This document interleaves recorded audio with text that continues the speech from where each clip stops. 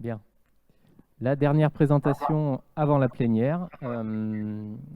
Trois personnes pour présenter un travail fait par Avisia en collaboration ou pour Système U. Donc il y a Léa Faugère, Johanna Moret d'Avisia et Clément Proust, qui lui doit plutôt être côté du Système U, me semble-t-il. Vous allez vous présenter, j'imagine.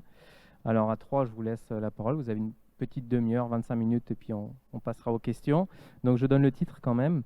Prédiction des volumes de vente de produits promotionnels, du POC à l'industrialisation, de machine learning, j'imagine. C'est à vous. Bonjour à tous, oui effectivement, merci pour la parole. On vient vous présenter aujourd'hui donc un retour d'expérience autour d'un projet de prédiction de vente de produits promotionnels, donc fait à Système U en collaboration avec Avisia.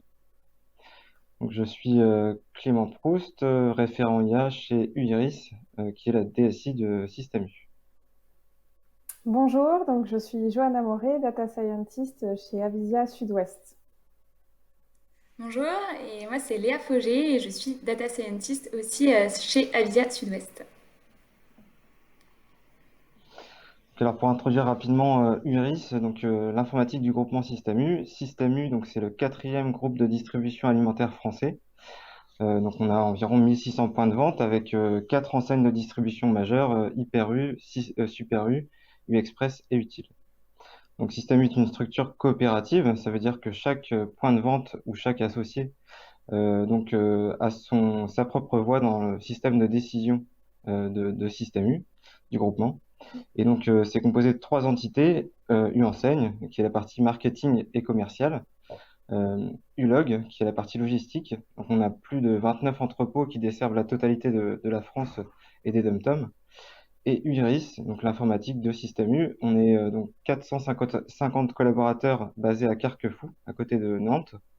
Et nous gérons l'informatique des 1600 points de vente du groupement, ainsi que les besoins de UEnseigne et Ulog. Voilà, et puis pour l'accompagner du coup dans le projet qu'on va vous présenter, Iris a fait appel à Avisia. Donc nous sommes un cabinet de conseil donc, spécialisé dans la data, donc on va être data centrique et on va intervenir du coup tout au long de la chaîne de valeur d'un projet data. Donc on va intervenir dans le cadrage, donc dans l'identification des besoins et des enjeux business, dans la stratégie du coup à mettre en place, aussi du coup dans la collecte et dans le traitement des données, et pour finir également dans la restitution de l'information, donc qu'elle soit descriptive, analytique ou prédictive. On va intervenir du coup dans tous les secteurs d'activité où la data est présente, et on va avoir du coup une présence locale stratégique, puisque du coup Avisia c'est un cabinet du coup qui a débuté à Paris, mais qui aujourd'hui est aussi présent donc en région, donc sur Nantes, sur Lyon, sur Bordeaux évidemment, et sur Lille également. Et donc aujourd'hui, donc on va vous parler du coup du contexte et du besoin métier du coup pour le projet qu'on a mené avec Iris. Ensuite, plus une partie data science, donc du coup sur la modélisation qu'on a faite, et une dernière partie du coup sur l'industrialisation du modèle, comment se passait du coup la mise en production. Donc, pour commencer, je vais vous introduire un peu le contexte et le besoin métier. Pour bien comprendre de quoi traite le projet, il faut comprendre donc, comment fonctionne un catalogue promotionnel, donc comment fonctionnent surtout les promotions en magasin. Donc, on a des réductions diverses sur plusieurs produits qui sont proposés par les magasins U et au magasin U. Donc, vous avez sans doute déjà reçu un catalogue de ce type dans votre boîte aux lettres ou autre. Cette promotion est proposée sur une gamme de produits définis pour une période de temps fixée. Donc le magasin va recevoir, lui, en magasin, donc ce catalogue et va devoir passer commande sur tous ces produits-là pour chaque catalogue, de façon individuelle, en saisissant la commande, la quantité précise à commander. Donc sur ce contexte-là, les magasins nous ont adressé un besoin, comme quoi cette commande était parfois un peu complexe. Tu peux passer à la slide suivante, ouais. Le descriptif, voilà. L'idée, c'est de connaître la bonne quantité à commander de produits dans le cadre des catalogues promotionnels.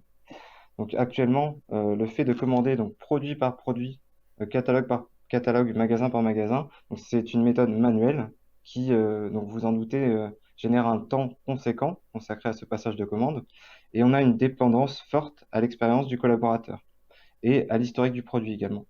Effectivement, on a des managers en magasin qui passent du temps à faire ce processus de commande précis. Donc les enjeux ici, ça va être d'avoir une meilleure gestion des stocks en commandant au plus juste donc la bonne quantité de produits qui pourra être vendu pendant la période. On va éviter les surstocks, c'est-à-dire commander plus que ce qui ne sera vendu. Donc là, on va avoir du stock à la fin de la promotion. Ou les ruptures, c'est-à-dire l'inverse, commander moins que ce qui pourrait être potentiellement vendu. Donc ici, on va apporter un gain de temps conséquent donc à chaque magasin dans ce passage de commande avec notre outil d'aide à la décision. Et on va permettre d'uniformiser les performances entre les magasins, notamment pour les magasins qui sont nouveaux dans le groupement, qui n'ont pas forcément l'expérience sur ce passage de commande, et pour les produits qui sont nouveaux ou donc nouvellement proposés au magasin. Donc la solution ici, ça a été de créer un outil de prédiction des ventes promotionnelles. Donc au démarrage de ce projet-là, on a réuni tous les acteurs qui allaient intervenir dans le projet. Donc aussi bien les métiers, ça va être des pilotes magasins, donc des associés qui vont prendre part au projet tout au long du projet, des experts métiers chez nous, chez Iris, donc des experts qui connaissent bien le périmètre promotion, magasin, produits, etc. Avec les personnes qui apportent le besoin. On aura donc toute la partie data scientist. Donc ici, on s'est fait accompagner par le cabinet Avisia, donc qui est donc expert sur cette partie-là. Et on va travailler sur la plateforme DataIQ pour réaliser donc toute la partie machine learning, préparation des données, etc. On en parle un petit peu plus tard. Et également, on a réuni donc autour de la table l'IT. Donc c'est donc les acteurs qui sont vraiment en charge de l'infrastructure, des machines, de la performance, de la maintenance, de tout ce qui va être process de mise en production dès le départ, donc dès le démarrage du projet. Et donc effectivement, il y a la partie transverse aussi avec toute la partie gestion de projet pour ordonnancer et programmer toutes les actions avec tous ces acteurs-là. Donc on a découpé ce projet en 3 phases, 3 petites phases donc qui vont être plus accessibles que le projet dans son ensemble. L'idée principale autour de ça, c'est d'accélérer le projet et de valider chaque phase avant de passer à la suivante. Donc effectivement, donc le fait de passer par des phases plus courtes, ça va réduire les coûts associés à chaque phase et on pourra vraiment être certain qu'on n'engage que ce qui est nécessaire. Donc on a commencé par un POC, donc Proof of Concept. Ici, l'idée, c'est de construire un prototype de la solution sur un périmètre réduit. Donc ici, on va parler de périmètre réduit donc géographiquement avec un certain nombre de magasins, mais juste un nombre réduit, avec également un périmètre de produits réduit. On ne va pas faire les prédictions sur la totalité des produits pour démarrer. L'idée, c'est d'aller vite et de montrer que notre solution peut répondre aux besoins. Donc à la fin de la création de ce POC, on a pu faire quelques tests avec les magasins pilotes, montrer que ça fonctionnait, et on peut passer à la phase d'après. Donc la phase d'après, c'est la généralisation. Ici, l'idée, c'est de mettre à l'échelle le POC sur la totalité du périmètre, donc tous les magasins, et plus de produits traités par ces prédictions. Et finalement, donc l'industrialisation. Ici, donc cadrage des étapes de l'industrialisation et implémentation de la solution dans le IC d'Iris pour rendre la solution disponible au magasin. Donc voilà, en termes de durée, on est sur 2 mois, 1 mois et environ 5 mois pour la dernière phase d'industrialisation. Voilà, donc à présent, je vais rentrer un petit peu plus dans le vif du sujet avec la modélisation des ventes de ces produits promotionnels, la partie data science donc. Comme Clément vient de le dire, là, notre objectif, c'était vraiment de pouvoir apporter une prédiction des ventes pour pouvoir aider les magasins à passer leurs commandes. Alors concrètement, comment ça se passe? Par exemple, début janvier, un magasin M va recevoir un catalogue C qui sera en vigueur pour les mois de mars et avril, par exemple. Et ce magasin va avoir quelques jours pour passer sa commande de chacun des produits de ce catalogue. Nous, en tant que data scientist, on souhaite donc pouvoir lui fournir des prévisions de vente les plus fiables possibles et avec une contrainte aussi d'être assez rapide dans la fourniture de ces prédictions-là et de pouvoir les prédire à l'ensemble des magasins du réseau U, donc à peu près 1200 points de vente. Ça, c'est la vision cible. tous les catalogues qui sont fournis au cours de l'année et l'ensemble des produits. On va surtout parler, en fait, c'est des produits frais, surgelés et ELDPH, donc pour épicerie, liquide, droguerie, parfumerie et hygiène, qui sont les produits qu'on a considérés pour nos prédictions. Donc ça exclut grosso modo tout ce qui va être textile, mobilier, mais ça couvre une grosse partie des produits vendus. Pour ce faire, on a à notre disposition 29 millions d'observations. En fait, c'est à peu près 1 an et demi d'historique de vente sur plus de 900 magasins. Ça représente 380 catalogues et plus de 25 000 produits. Alors, la première question qu'on s'est posée, c'est de savoir si pour fournir ces prédictions de vente, on allait être capable d'avoir un seul modèle de machine learning ou est-ce qu'il allait falloir en avoir plusieurs, compte tenu de l'hétérogénéité du scope. On a beaucoup de produits très différents. On a de nombreux magasins qui, eux aussi, sont très différents en termes de taille, etc., de localisation. Donc, comme l'a expliqué Clément, il y a eu une première phase de POC sur laquelle on était parti sur un sous-ensemble de produits.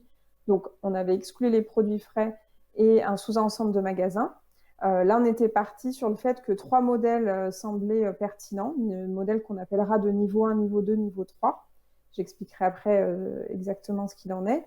Mais quand on est passé à la phase de généralisation en intégrant les produits frais, on s'est rendu compte que c'était des produits avec vraiment une logique de consommation et donc de commande différents qui justifiaient finalement de passer à 6 modèles différents. Alors, pour modéliser les ventes de l'ensemble de ces produits, qu'est-ce qu'on a à disposition ? On a les grandes catégories de variables qu'on présente ici. On a évidemment les caractéristiques du magasin M, les caractéristiques du produit P, l'historique des ventes permanentes, c'est-à-dire non promotionnelles dans le rayon classique, du produit P dans ce magasin M, et également un ensemble de données d'historique promotionnel. Alors à la fois de ce produit P dans ce magasin M, mais aussi de ce produit P dans des magasins similaires, ou de produits similaires dans ce magasin M. On peut utiliser plusieurs types de données. Et finalement, en fonction du type de produit, qu'on soit sur un produit frais ou un produit surgelé, ELDPH, et en fonction des types de données qu'on va avoir à disposition pour modéliser, un produit P va être modélisé par l'un ou l'autre des 6 modèles que je vais vous présenter.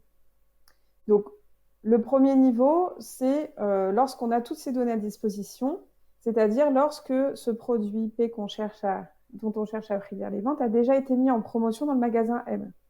Dans ce cas-là, on a toutes les données que je viens de lister. Si les frais, on va tomber dans un premier modèle, puisque là, la date limite de consommation va avoir une importance, alors que, évidemment, pour les produits surgelés LDPH, ce sera beaucoup moins important, voire pas important du tout. Si toutefois ce produit n'a pas été mis en promotion dans ce magasin, mais qu'un produit similaire, donc on dit de même famille, par exemple le chocolat noir pour le chocolat au lait, a déjà été mis en promotion dans ce magasin M, on va avoir un petit peu moins d'informations à disposition, mais quand même une grande partie. Et là, on va tomber sur 2 autres modèles, selon toujours que ce soit un produit frais ou pas. Et enfin, les modèles de niveau 3, si le produit n'a jamais été mis en promotion dans le magasin M, mais par contre qu'il est vendu en permanent, donc hors promotion, là, on va pouvoir se servir encore d'un nombre un peu plus réduit de données, mais pour produire des prédictions. Donc, notez qu'il est possible qu'un produit ne tombe dans aucune de ces 6 catégories. Par exemple, si on est sur un nouveau produit, un tout nouveau produit, on ne va pas prédire les ventes et on préfère s'abstenir de le faire. C'est pour ça que là, vous voyez, 47% des produits, 31, 20%, on ne tombe pas tout à fait à 100%. Alors concrètement, pour rentrer un peu plus dans le détail de cette partie modélisation, donc on s'est servi de Dataiku, DSS, Data Science Studio, qui nous a permis de gagner un temps considérable sur les étapes de modélisation, mais aussi sur les étapes de data préparation, donc en amont, et d'industrialisation. Donc UIRI s'est équipé de cette plateforme-là, et Avisia, nous en sommes partenaires, donc c'est là aussi où nous avons pu apporter à la fois toute notre expertise data science et aussi les accompagner sur l'utilisation et la montée en compétence sur l'outil. Concrètement, je vous ai parlé qu'on avait 29 millions d'observations qu'on a pu utiliser. On les a splitées en 2 échantillons, un d'apprentissage et un de test, moitié-moitié.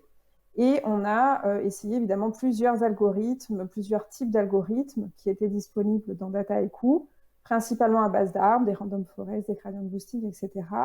Et pour les 6 modèles que je vous ai présentés qu'on a retenus, c'est des algorithmes de type XGBoost qui sont ressortis. On a passé du temps aussi, on a mis une certaine attention sur l'interprétabilité, l'explicabilité de ces modèles. C'est quelque chose aussi qui est facilité dans Dataiku. On peut facilement comprendre un peu, soulever le capot du modèle pour comprendre ce qu'il y a dessous. Ça, c'était très important autant pour nous, data scientists, pour être sûr de bien maîtriser comment fonctionnaient nos modèles, mais c'est aussi très utile pour pouvoir faire en sorte que les métiers, les magasins aient confiance dans nos prédictions.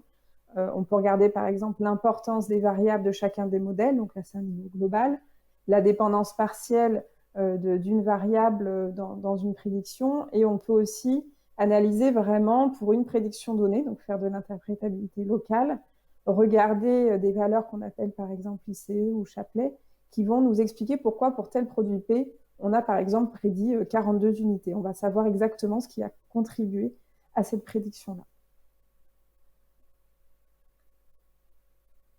En termes de qualité des algorithmes, dès le départ, au début du projet, avec l'ensemble des intervenants dans ce projet, on s'est mis d'accord sur une métrique qui serait celle qui nous permettrait d'optimiser, de choisir nos algorithmes. Et ça a été la MAE, donc c'est l'erreur moyenne absolue. Pourquoi? Parce que c'est quand même une métrique qui est facilement interprétable. On va être vraiment en unité d'écart entre la réalité et le prédit, ce qui est facilement compréhensible. On cherche à éviter les surstocks, les ruptures de stock, donc vraiment la notion d'unité d'écart était intéressante. On ne s'est évidemment pas arrêté là puisque la notion d'erreur relative est aussi intéressante.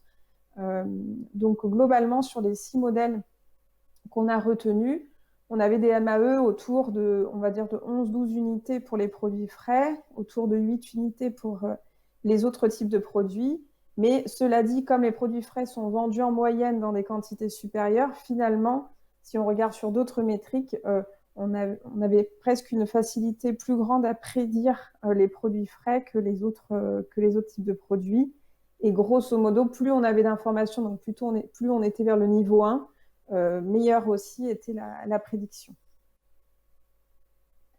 Alors, on ne s'est pas arrêté uniquement à ces mesures de qualité, on va dire, théoriques et statistiques. Il y a eu toute une phase aussi de confrontation avec des magasins pilotes pour lesquels on a vraiment pu comparer les valeurs réelles, les prédictions, et surtout pour lesquels on a réussi à comprendre en fait d'où venaient les écarts pour voir aussi si c'était des écarts acceptables, etc. Ça nous a permis par exemple, de mettre en avant des écarts parfois non prédictibles, parfois liés au conditionnement. Il y a certains produits, on ne peut les commander que par 12 unités, par exemple. Donc, si nous, on leur dit qu'il va s'en vendre 18, le magasin va devoir choisir est-ce qu'il en commande 12 ou 24. Donc, forcément, derrière, on pourra s'attendre à ce qu'il y ait des écarts entre les quantités prédites et réellement vendues. Et un autre cas typique, c'est aussi quand un magasin souhaite mettre en avant particulièrement un produit. Il va choisir de le vendre, par exemple, à l'entrée de son magasin.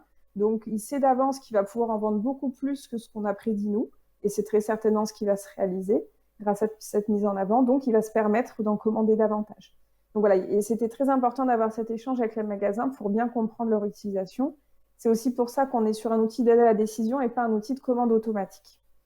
Grosso modo, les magasins ont quand même vraiment validé, on va dire, la plus-value de l'outil et surtout en termes de gain de temps, puisqu'ils considèrent qu'en moyenne, ça leur fait gagner 3 heures par semaine, par magasin, dans le passage de ces commandes de produits promotionnels. Donc, ça divise à peu près le temps par 2. Donc, c'est quelque chose qui était assez précieux pour eux. Voilà, et maintenant, on va passer à la phase du coup de l'industrialisation. Comment se passe du coup la mise en production? Alors du coup, si on résume globalement avec un petit schéma, donc en fait, on va partir de notre data lake, donc avec nos différentes sources de données. Ensuite, on va récupérer donc du coup ces données sur Dataiku. On va du coup faire de la préparation de données et c'est ici qu'on va faire du coup nos prédictions. Nos prédictions, ensuite, on va les inscrire dans une table PostgreSQL. Et en fait, l'interface magasin, qui est du coup l'outil qui permet de commander les produits en promotion, va récupérer les prédictions via une API. Voilà. La suite. Et du coup, il y a eu différentes étapes dans l'industrialisation. Il y a eu notamment l'automatisation, donc essayer d'automatiser un maximum de choses, de l'optimisation aussi, optimiser voilà, le code. Ensuite, également de la qualité, vérifier vraiment que nos prédictions sont toujours de bonne qualité. Ensuite, on a essayé de vérifier un maximum les erreurs, arrêter du coup les erreurs, faire du monitoring et également une 5e étape qui est du coup l'intégration à l'interface cible. Donc voilà, aller intégrer les prédictions à l'interface magasin. Donc du coup, si on reprend un peu une à une toutes ces étapes que je vous ai annoncées, donc sur l'automatisation, donc déjà d'une part, il y a la remontée des données, c'est-à-dire voilà, donc remonter automatiquement les données vers le data lake. Ensuite, sur une partie un peu plus machine learning, donc du coup, ce qui a été utilisé, c'est DSS Automation Node. Donc ça, c'est sur Dataiku, c'est ce qui permet en fait d'avoir un environnement de prod et un environnement de dev séparé. Donc ce qui permet en fait de mettre en production uniquement les projets quand ils sont finis et quand ils sont maintenables. Mais par contre, à côté, c'est possible quand même de continuer à développer, mais du coup sur d'autres environnements. Ensuite, il y a 2 scénarios qui ont été créés. Donc, un scénario de train qui va permettre au modèle d'apprendre. Et celui-ci va tourner une fois par mois. Et on va aussi avoir du coup un scénario apply qui, lui, va permettre du coup de générer en fait les prédictions. Et ça va tourner donc toutes les nuits. Ensuite, du coup, les résultats, donc comme je vous ai expliqué, voilà, ils vont être inscrits dans une table PostgreSQL. Les prédictions vont être inscrites dans une table PostgreSQL. Et ensuite, il y a une API qui a été créée, du coup, pour pouvoir exposer ces résultats. Voilà, après, en termes d'optimisation, donc l'objectif, c'était aussi de réduire le temps de traitement. Donc pour ça, sur Dataiku, il y a une Spark Pipeline qui a été utilisée. Sur Dataiku aussi, il y a un partitionnement des datasets qui est possible. Donc du coup, là, il a fallu trouver le bon équilibre de partitionnement. Après, il y a toutes sortes de choses qui ont été faites aussi en termes d'optimisation, comme de la variabilisation. Voilà, on a amélioré le code, etc. Sinon, en termes du coup de qualité, vérifier vraiment la qualité de nos prédictions. Du coup, pour ça, en fait, on va vérifier les métriques de nos modèles. On va vérifier aussi les données d'entraînement. On va les vérifier finalement qu'il n'y ait pas, par exemple, de doublons, que les données elles soient bien à jour, etc. Donc, il va y avoir du coup un dashboard qui va permettre du coup d'afficher ces métriques et vraiment de les monitorer. Et ces métriques sont aussi prises en compte dans les scénarios d'apply et train. Donc, par exemple, si jamais, quand on va réentraîner notre modèle, notre MAE va être moins bonne, et en fait, on s'est fixé des seuils de MAE, et si jamais la nouvelle MAE va dépasser ces seuils, et du coup, on va rollback sur l'ancien modèle, pour toujours en fait s'assurer qu'on ait une qualité de prédiction. Sinon, voilà, en termes d'erreurs, sur les cas d'erreurs et de monitoring, voilà, donc on a essayé de traiter un maximum les cas d'erreurs en amont. On a réglé pas mal de problèmes techniques sur des plateformes qu'on a pu rencontrer.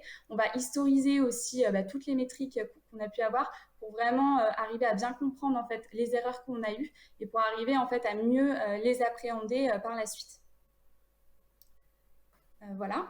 Sinon, pour l'intégration du coup à l'interface cible, donc l'intégration des prédictions donc à l'interface cible, donc déjà une étape, ça va être du coup l'affichage de la prédiction donc sur l'interface magasin. Une autre étape, ça va être également d'afficher en fait les principaux indicateurs, donc c'est-à-dire les principales variables d'importance. Parce que l'idée, c'est aussi que du coup, les magasins, ils comprennent d'où viennent un petit peu aussi ces prédictions, que ça s'appuie aussi sur des indicateurs que eux avaient aussi l'habitude de suivre pour pouvoir en fait prendre leurs décisions sur les stocks. Voilà. Et une autre étape, du coup, ça va être du coup l'accompagnement utilisateur. L'idée, c'est vraiment d'accompagner les utilisateurs vers cette nouvelle solution. Et donc, pour ça, pendant 2 mois, en fait, il va y avoir du coup la solution qui va arriver dans les magasins à raison de du coup quelques magasins par semaine. Et l'idée, c'est vraiment d'avoir une adoption progressive de la solution. Voilà, et ça, je vais laisser Clément nous dire la suite. Donc effectivement, où en sommes-nous aujourd'hui? On est donc à la fin de la phase d'industrialisation. Donc la partie sur l'automatisation est terminée, cadre monitoring aussi, intégration d'interface cible également. On est en cours de finalisation sur l'optimisation et sur la partie qualité, sur laquelle il faut vraiment mettre une attention toute particulière. On prévoit un déploiement total en mai 2021. Donc là, les déploiements progressifs vont commencer à partir du tout début du mois prochain. Et quelques points d'attention pour un projet de cette envergure-là, donc projet transverse, donc qui inclut plusieurs étapes avec des potentielles interdépendances entre ces étapes. Effectivement, le calendrier peut être un peu parfois complexe à gérer. Et l'intégration surtout d'un traitement volumineux dans un SI existant. Ça, c'est vraiment important de faire attention au temps de traitement et aux ressources que vont nécessiter ce traitement de machine learning ici. Donc surtout si c'est un SI qui a besoin de tourner en continu comme chez nous.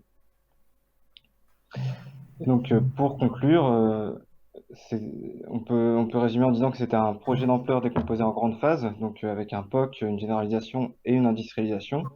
Donc pour aller au plus vite et pour démontrer rapidement notre capacité à répondre à ce besoin. Donc effectivement, ce qui était intéressant ici, c'est que c'était un réel besoin magasin sur lequel l'expertise d'Avisia et la connaissance métier aussi d'Iris pouvaient apporter vraiment une vraie réponse. Donc un travail collaboratif entre Iris et Avisia, donc avec une montée en compétences côté Iris et un gain de temps conséquent surtout qui va être apporté au magasin. Ça, c'est le principal gain qu'on va retenir. Donc ici, l'IA est vue comme un outil d'aide à la décision et de toute façon, dans une première étape, le magasin va garder la main sur les commandes et va pouvoir apporter ses corrections métiers et ou stratégiques suite à nos prédictions. Donc voilà, c'en est tout pour la présentation. Merci pour votre attention et si vous avez des questions, n'hésitez pas. Merci beaucoup pour cette présentation très claire, synthétique. Alors il y a des commentaires, mais des commentaires élogieux qui ne reposent pas sur des questions pour l'instant. Je pense que la clarté de la présentation en est la cause. Alors moi, j'en ai une petite en attendant que les gens se...